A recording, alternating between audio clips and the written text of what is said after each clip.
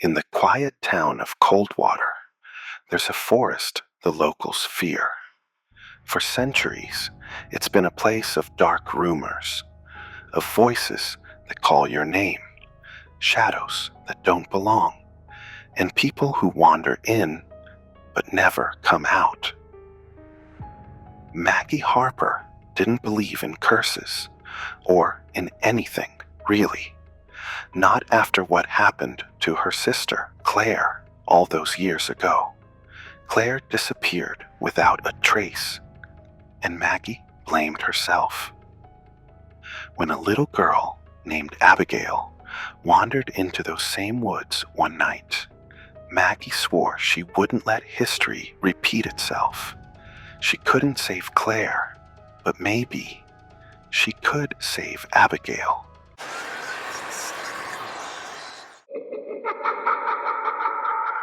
The whispering woods have been waiting for Maggie. The voices weren't just whispers. They were real. They knew her name. They knew her guilt. And by the time Maggie realized why the whispers had called her here, it was already too late. Maggie Harper didn't believe in curses. She didn't believe in God either. Not anymore. Life had stripped her of faith, one tragedy at a time. But in the small, forgotten town of Coldwater, faith, or the lack of it, had consequences. It started with a phone call. "Maggie," Derek's voice was tense. "Abigail's gone into the woods. Her mom's freaking out. Can you help me find her?" The whispering woods. Maggie's stomach tightened. Even in her childhood, people avoided the forest, claiming it was cursed. Whispers, they said, could lead you astray. But Maggie wasn't a believer in stories. "I'll meet you there," she said. By the time Maggie reached the forest's edge, the sun was sinking fast.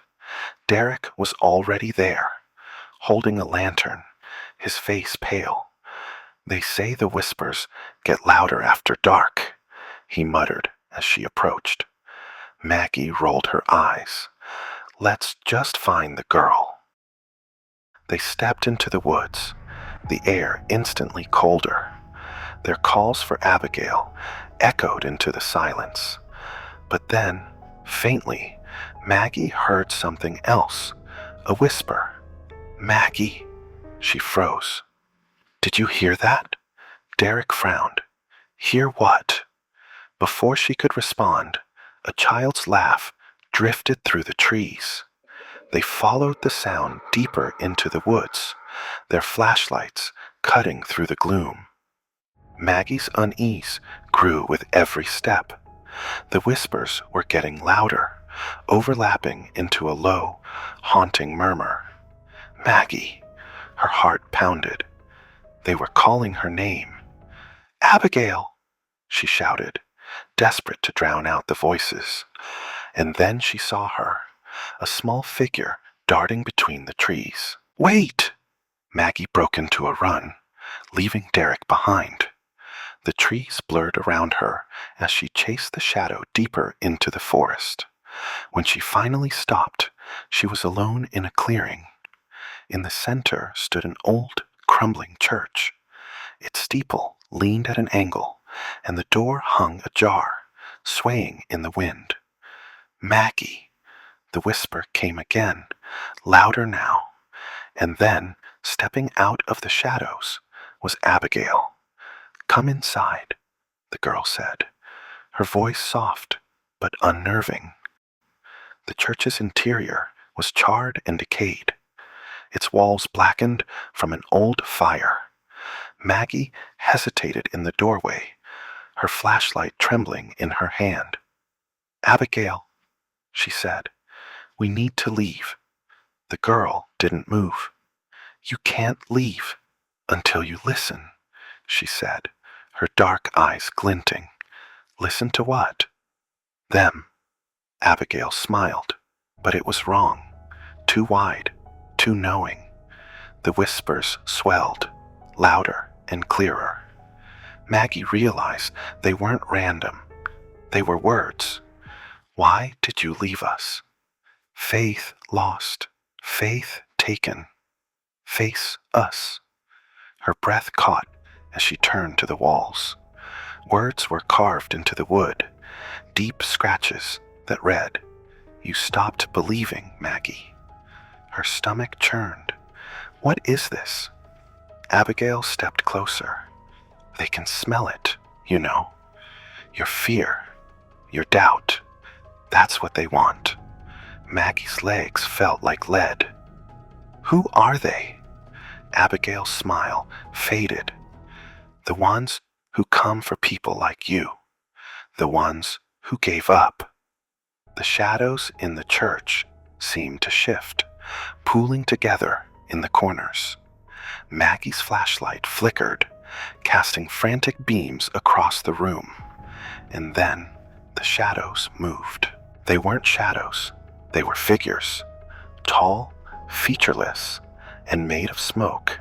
They emerged from the darkness, their presence suffocating. "You abandoned us," one of them said, its voice like gravel. "No," Maggie whispered, backing away. "I didn't. You gave up your faith, your hope," another one hissed. Maggie's back hit the wall. She was trapped. The whispers grew deafening, a cacophony of accusations that echoed her deepest fears. "You stopped believing." Maggie clutched the flashlight like a lifeline, but it was useless. The figures closed in, their smoky forms stretching toward her. "Run, Maggie," Abigail's voice called. Maggie's head snapped toward the girl, but Abigail wasn't smiling anymore. Her expression was blank, her eyes distant. "Abigail, help me!" Maggie shouted, but Abigail only shook her head. "They're not after me. They're after you." Maggie's mind raced. She had to do something. But what? She couldn't fight them. She couldn't run. And then, faintly, she remembered something her mother used to say. "When you're afraid, pray." Maggie hadn't prayed in years.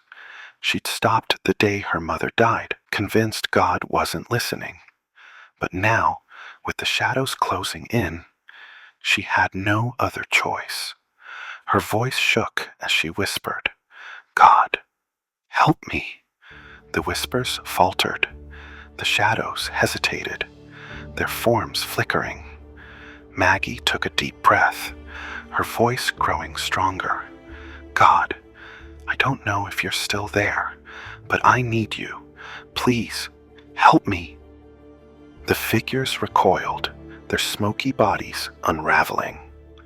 The whispers turned to shrieks, and one by one, the shadows dissolved into nothingness. The church fell silent. Maggie collapsed to her knees, her chest heaving. She looked up and saw Abigail standing over her, her expression softening. "You found it," Abigail said. "Found what?" Maggie croaked. "Your hope." Abigail smiled, a real smile this time. And then, like the shadows, she disappeared. When Maggie stumbled out of the woods, Derek was waiting for her, his face a mixture of relief and confusion. "Where's Abigail?" he asked. Maggie shook her head, tears streaming down her face. "She's gone." Later, when she told the story, no one believed her. But Maggie didn't care. She knew what she'd seen, and she knew what she'd found. For the first time in years, she felt a spark of faith, and in the darkest place imaginable, that spark had saved her life. The words we speak to ourselves in moments of fear can be the difference between sinking and swimming, between despair and hope. As Maggie learned, sometimes all it takes is a whisper of faith to silence the loudest doubts. What seeds are your thoughts sowing? Are they nurturing fear or cultivating courage? Perhaps the greatest strength isn't in what you face, but in how you choose to respond. As Psalm 31:24 reminds us, "Be strong and take heart, all you who hope in the Lord." If this story stirred something in you, share it with someone who might need it. Click subscribe to hear more stories that leave you questioning, reflecting, and maybe even changing. And redeem the like button, because stories like these deserve to be shared. Together, let's remind the world of the power of hope, even in the darkest places.